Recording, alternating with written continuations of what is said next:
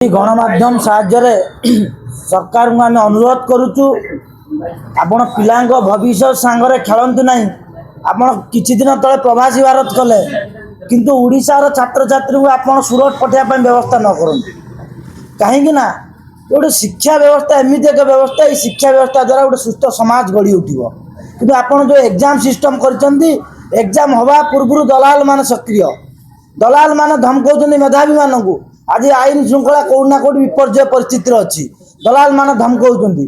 तेणु सरकार जो प्रहसन करुछंदी, जो पोर्टाल माध्यम रहू कि आमको बारंबार बड़ बड़ अथॉरिटी मान सांगरे मीटिंग करैकि भी हूँ आम तार कौन फल आज पाइलु ना।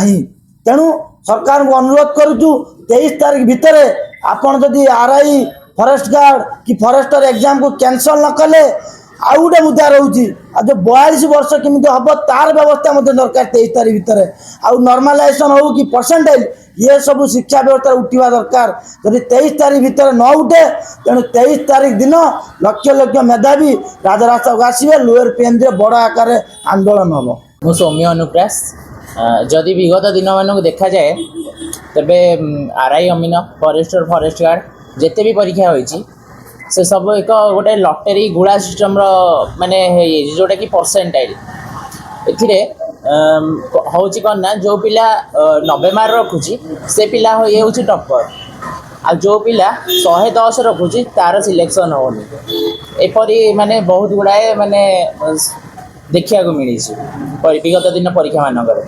तो यही परीक्षा को जो परीक्षा गुड़ी को तो ये परीक्षा गुड़ी को माने केमिति विचार ढंग से करा से सरकार को अनुरोध आ परीक्षा गुड़ी को तुरंत कैंसल करा जाओ, जेमिति हेले भी परसेंटाइल हटा जाओ। धन्यवाद।